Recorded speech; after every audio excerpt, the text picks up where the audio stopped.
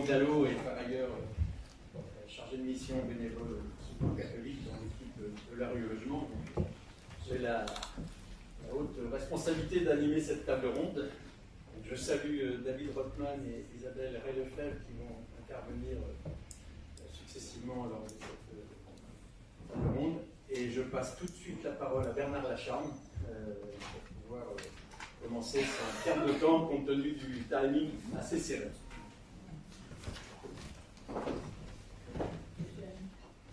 Merci.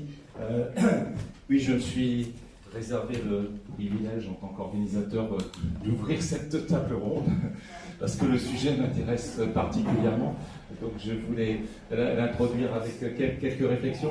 Non, d'abord pour dire que j'ai le sentiment que chaque fois qu'on parle du droit au logement, on ne pense que logement social.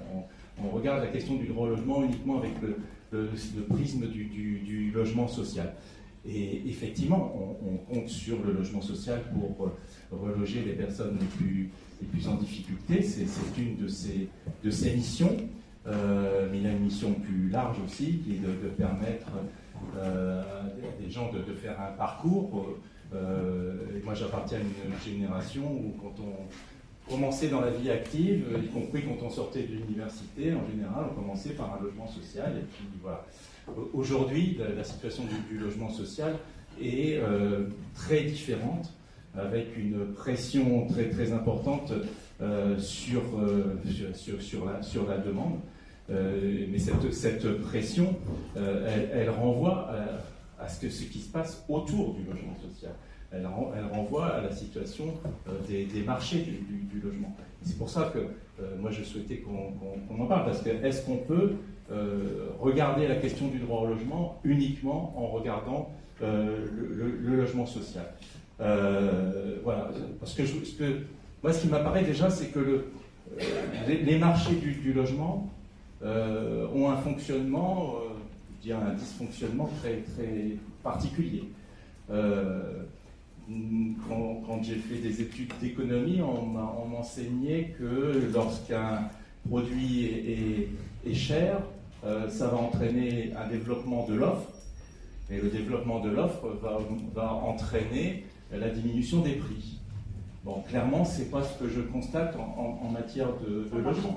On a l'impression que plus le logement est cher, et moins on construit. En tout cas, c'est la réalité que nous vivons actuellement. Alors peut-être que ça renvoie au fait que les marchés du logement, ils sont très dépendants de décisions de la puissance publique, que ce soit les décisions prises dans le cadre des politiques d'urbanisme, que ce soit les normes qui sont fixées, ou les décisions tout simplement d'aménagement qui font qu'il y a du terrain qui est constructible ou il n'y a pas du terrain qui est constructible.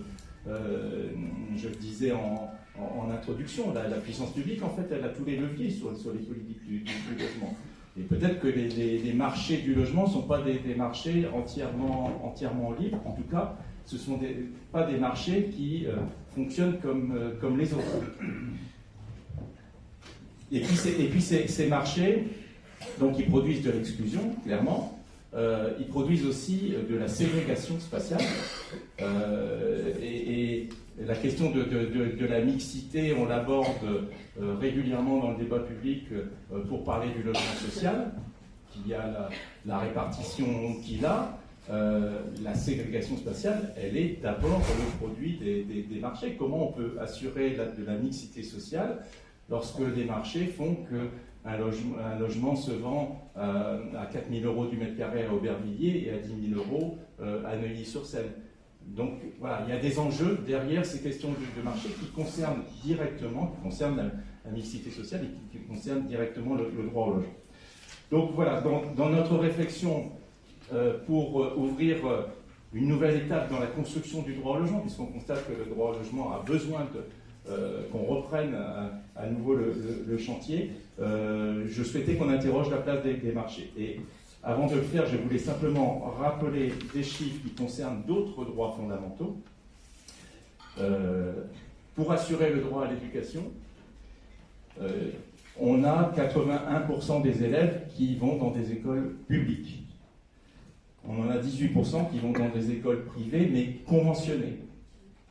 Et en fait, le secteur vraiment libre ne concerne que 1% de la mise en œuvre du droit à l'éducation. Si je regarde ce qui se passe sur le droit aux soins, j'aime bien, je prends souvent en référence ces deux droits-là parce que ce sont des droits qui sont plus installés que le droit au logement et beaucoup plus reconnus dans les esprits et dans les pratiques. Si je prends le droit aux soins, en matière d'hôpitaux, on a 62% des lits qui sont des lits d'hôpitaux publics. On a 14% de lits dans des hôpitaux privés mais non lucratifs et un quart des lits d'hôpitaux qui sont dans un secteur totalement libre, privé, lucratif. Pour les médecins, vous le savez, ils sont libéraux en quasi-totalité, mais par contre, ils sont conventionnés à 99%. Donc on n'est pas dans le cadre d'un marché. Le secteur 1, qui concerne vraiment le conventionnement, qui rend le médecin accessible à tout le monde, il concerne 95% des généralistes, et puis des proportions plus faibles et plus variables pour les spécialistes. Alors je ne dis pas que tout est parfait et que ces droits fondamentaux ne subissent pas aujourd'hui des difficultés, des mises en cause, mais ça éclaire peut-être aussi la question qu'on doit se poser pour le droit au logement. 16% des résidences principales sont des logements sociaux hors marché. Le reste, c'est le marché. Il y a du logement privé conventionné, on en parlera dans la deuxième table ronde, mais de façon relativement marginale. Hein. Donc 16%, alors je sais bien, il y a la loi SRU qui fixe l'objectif de 20% ou de 25% suivant les territoires, mais même avec le 25%, si tout le reste est du marché libre, est-ce qu'on peut assurer le droit au logement? Voilà. Merci Bernard.